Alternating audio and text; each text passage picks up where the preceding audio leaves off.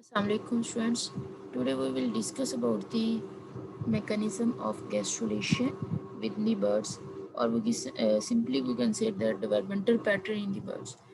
Birds के अंदर अगर जो है वो मैकेनिज्म देखा जाए कि किस तरह से गैस्ट्रुलेशन या किस तरह से जो है वो गैस्ट्रुलेशन प्रोसेस इसके अंदर प्रोसीड अप होता है, तो डेफिनेटली किसी भी ऑर्गेनिज्म की गैस्ट्रुलेशन का मतलब होता है जर्म लेयर फॉर्मेशन, यानी एक्टोडर्म, एंडोडर्म और मेसोडर्म जो है वो जब तीनों तरह की लेयर फॉर्मेशन हो जाती है तो उस प्रोसेस को हम लोग गैस्ट्रुलेशन प्रोसेस का नाम देते हैं। और गैस्ट्रुलेशन होने से पहले जो है वो एक सेल की जो है फर्टिलाइजेशन होती है, अंडर को फर्टिलाइजेशन जाता है, उसके बाद जो है उसके अंदर क्लीवेज स्टेजेस आती हैं जिसके नतीजे में जो है वो मास ऑफ सेल्स बनते हैं हमारे पास, लाइक ब्लास्टोमियर्स बनते हैं। और ये ब्लास्टोमियर्स जो हैं देन ये जो सेल्स हैं ये रीअरेंज होते हैं, और रीअरेंज होने के बाद जो है वो different kind of germ layer की फॉर्मेशन में, लाइक एक्टोडर्म, एंडोडर्म और मेसोडर्म की फॉर्मेशन में हेल्प आउट करते हैं। सबसे पहले आ जाता है बर्ड्स के अंदर क्लीवेज के बारे में इंट्रोडक्शन थोड़ा दिया होगा, इसको एक्सप्लेन कर दूं। क्लीवेज जो है उन्होंने कहा कि द फर्टिलाइजेशन ऑफ द चिक अगर अकर इन द ओविडक्ट, यानी कि जो चिक के अंदर जो है वो अगर देखा जाए चिक के एग को, तो इसकी जो फर्टिलाइजेशन होती है वो ओविडक्ट के अंदर होती है, इससे पहले कि अल्ब्यूमन और शेल जो है वो सक्रीट होना स्टार्ट हो जाए। यानी कि अल्ब्यूमन और शेल की सक्रीशन से पहले पहले जो है वो एक चिक के एग की जो है वो फर्टिलाइजेशन होना स्टार्ट हो जाती है। और चिक के अंदर जो एग होता है वो टीलोलेसिथल होता है। टीलोलेसिथल का मतलब होता है कि थ्रू आउट द एग जो है वो योक प्रेजेंट होती है, सिर्फ इसका जो है एक स्मॉलर टेल पोर्शन जो है वो फ्री ऑफ योक होता है, जहाँ पे जो है वो ब्लास्टो डिस्क बनती है, और इस ब्लास्टो डिस्क के अंदर जो है वो क्लीवेज होती है। लाइक इनके अंदर जो है वो डिस्कॉइडल मीरोब्लास्टिक क्लीवेज प्रेजेंट होती है, जो कि स्मॉल ब्लास्टो डिस्क पोर्शन में, जैसे मैंने ऑलरेडी बताया कि थ्रू आउट द सेल जो है वो योक प्रेजेंट होती है, सिर्फ एक स्मॉलर अपर टॉप पोर्शन होता है वो फ्री ऑफ योक होता है, जहाँ पे डिवीजन होती है और एक ब्लास्टो डिस्क जो है वो बन जाती है। और जो है वो small disc of the cytoplasm two three, ये जो डिस्क होती है ये बेसिकली एनिमल पोल के ऊपर बनती है। लाइक अगर ये फर्ज करें ये एक एग है, तो इसका ये जो अपर पोल होगा दैट आर कॉल्ड एनिमल पोल, तो इसके अंदर जो है वो ब्लास्टो डिस्क फॉर्मेशन होती है, जो कि जिसका डायमीटर 2 to 3 मिलीमीटर तक होता है।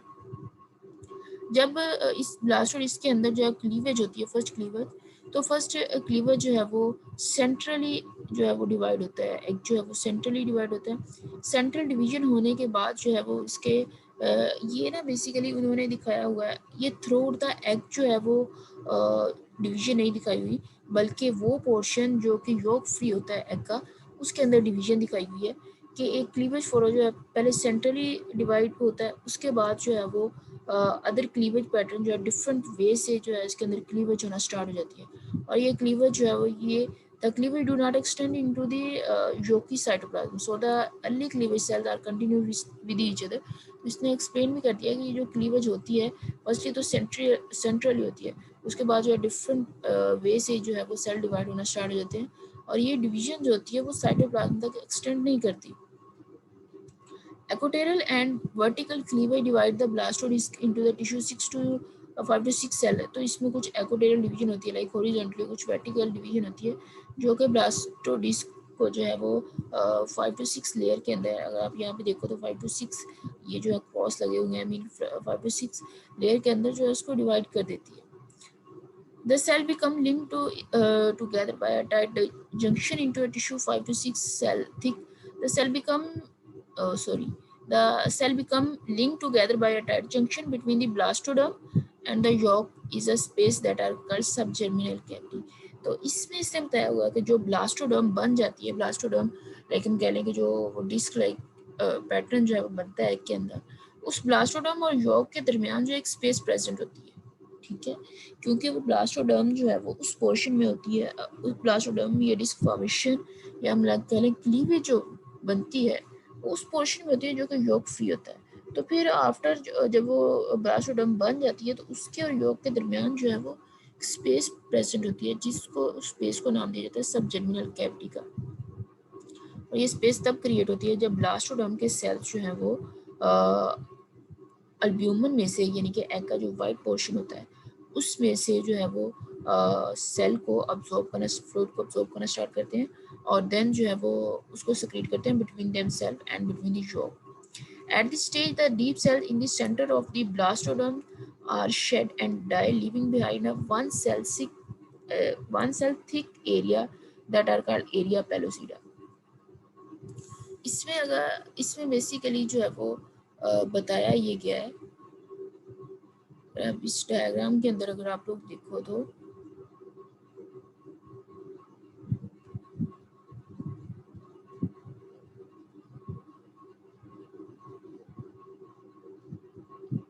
जी, यहाँ पे इस डायग्राम में जो है वो क्लियरली जो है इस चीज को रिप्रेजेंट किया है। ये जो अपर पोर्शन है ये सिंगल लेयर्स की सिंगल सेल लेयर जो प्रेजेंट है इसको ब्लास्टोडर्म का नाम देते हैं। ये बेसिकली एग का जो इंटरनली स्ट्रक्चर उन्होंने दिखाया गया। ये ब्लास्टोडर्म होती है जो कि आफ्टर डिवाइडिंग ऑफ सेल्स जो है with in the York free portion हमारे पास बनती है। अब इस ब्लास्टोडर्म से जो है वो उन्होंने बताया कि जो ब्लास्टोडर्म और इनकी यॉर्क होती है उनके दरमियान फ्री स्पेस होती है, उस स्पेस को सब जर्मिनल स्पेस का नाम दिया जाता है। ठीक है, और ये जो ब्लास्टोडर्म होती है बेसिकली ये एरिया ओपेका से लेके जो है वो पोस्टीरियर मार्जिन जोन तक का जो पोर्शन होता है उसको ब्लास्टोडर्म फॉर्मेशन का नाम दिया गया है। और ये जो आउटर लेयर होती है इसको हम लोग नाम देंगे एपीब्लास्ट का। अब उसने कहा कि जो हम लोग कहते हैं कि जो एपीब्लास्ट लेयर होती है, ठीक है, उससे जो है वो सेल जो है वो डीलेमिनेट होना स्टार्ट हो जाते हैं। डीलेमिनेट का मतलब है कि इस एपीब्लास्ट लेयर से सेल जो है वो सेपरेट आउट होना स्टार्ट हो जाते हैं, यानी कि सब जर्मिनल स्पेस के अंदर जो है वो माइग्रेट करना स्टार्ट कर देते हैं। और ये जो सेपरेटिंग सेल्स होते हैं जो कि एपीब्लास्ट से सेपरेट हो रहे होते हैं ये हाइपोब्लास्ट फॉर्मिंग सेल्स होते हैं, यानी कि वो सेल्स जिन्होंने नेक्स्ट जाके हाइपोब्लास्ट की फॉर्मेशन में हेल्प आउट करनी होती है। यहाँ पे लिखा होगा hypoblast cells delaminating from the epiblast. तो ये हाइपोब्लास्ट सेल्स होते हैं जो कि एपीब्लास्ट से डीलैमिनेट होते हैं। आफ्टर डीलैमिनेशन जो हमारे पास जो है वो लेयर ऑफ सेल बच जाती है, सिंगल लेयर ऑफ सेल, उसको नाम दिया जाता है एरिया पेलोसिडा का। तो ये इस एरिया को उसने मेंशन किया कि इस एरिया को हम लोग नाम देंगे एरिया पेलोसिडा का। अब यहाँ पे एक बार आप लोग दोबारा से अगर मैं रिपीट करूँ, the space is created between the blastoderm cells absorb the fluid of from the albumin and secrete it between themselves. At this stage, the deep cells in the center of the blastodome are shed and die, leaving behind a one cell thick area pellucida. तो इसमें यही चीज जो है वो explain की है कि ब्लास्टोडर्म से जो है वो सेल सेपरेट आउट होते हैं और जो है वो एक सिंगल लेयर सेल जो है पीछे रह जाती है जिसको हम लोग जो है वो एरिया पेलोसिडा का नाम देते हैं।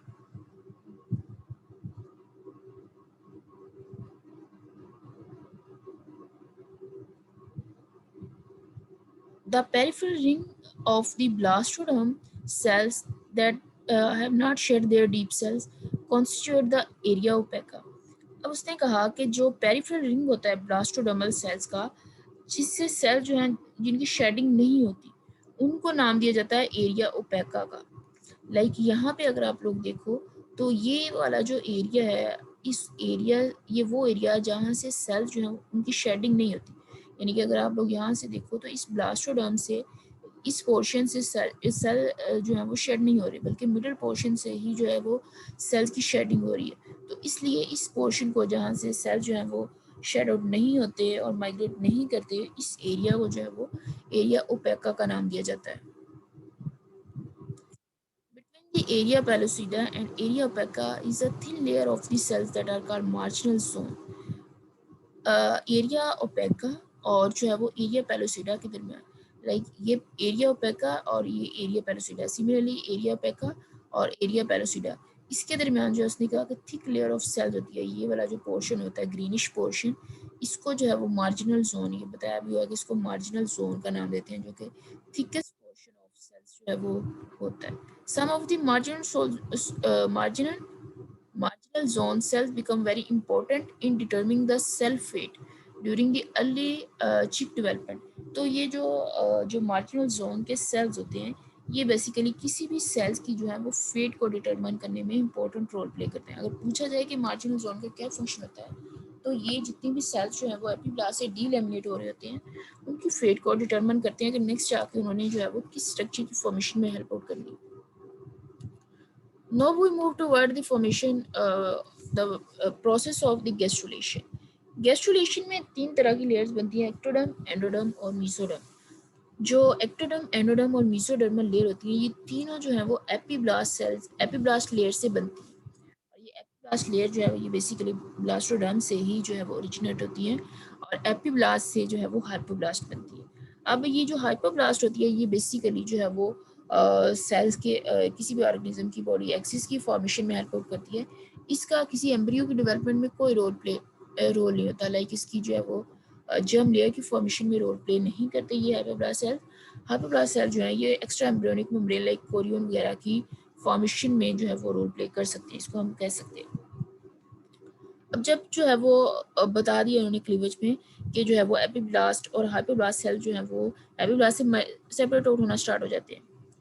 By the time a hen-laid egg, blastoderm contained 20,000 cells. At the time, most of the cells of the area pellucida remain at the surface, forming the epiblast, while the other area pellucida have delaminated and migrated individually into the subgerminal cavity to form a polyinvagination island or the primary hypoblast. अब इसमें ये बताया उसने कि जैसे ही जो है वो एक hen egg ले करता है तो उसके अंदर डेफिनेटली उसके egg के अंदर क्लीवेज होती है जिसको ब्लास्टोडर्म फॉर्मेशन होती है, और वो अप्रोक्सीमेटली 20,000 सेल्स होती है उस ब्लास्टोडर्म के अंदर। इसमें उसने बताया कि जो ब्लास्टोडर्म में लेयर होती है उससे सेल जो है वो सेपरेट आउट होते हैं और जो है वो हाइपोब्लास्ट की फॉर्मेशन में हेल्प आउट करना स्टार्ट कर देते हैं। तो जब ये स्टार्ट होता है तो ये जो जब हाइपोब्लास्ट बननी स्टार्ट होती है तो इसको जो है प्राइमरी हाइपोब्लास्ट का नाम देते हैं, और पीछे सेल जो रह जाते हैं उसको नाम दिया जाता है एरिया पेलोसिडा का, जो कि एपीब्लास्ट सेल्स होते हैं। Shortly thereafter, a sheet of the cell from the posterior margin of the blastoderm, uh, that are also called the collar cell, migrate interiorly to join the polyinvagination island.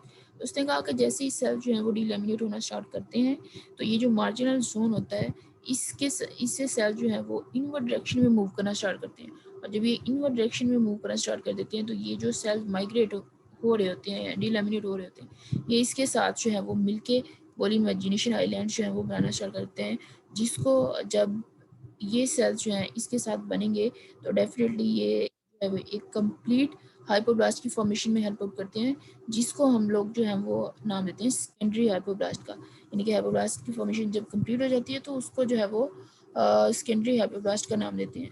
अब ये जो outer epiblast sales होते हैं और ये जो hypoblast sales होते हैं, इनके दरमियान ये जो स्पेस प्रेजेंट होती है, इस स्पेस को नाम दिया जाता है कैविटी का। That cavity are called blastocoel cavity. यानी कि जो एपीब्लास्ट और हाइपोब्लास्ट लेयर के दरमियान जो कैविटी या स्पेस प्रेजेंट होती है उसको ब्लास्टोसिल कैविटी का नाम दिया जाता है।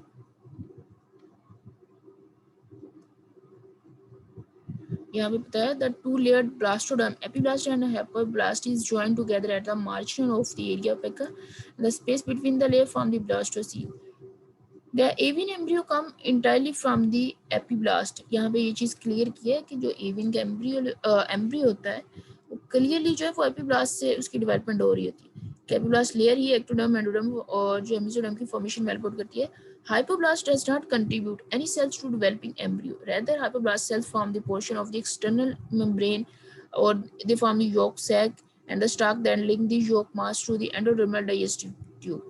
All the three germ layers of the embryo plus a considerable amount of the extra embryonic membrane are formed from the epiblast cell. तो उसने कहा कि जितनी भी layers होती हैं वो epiblast cell से बनती हैं.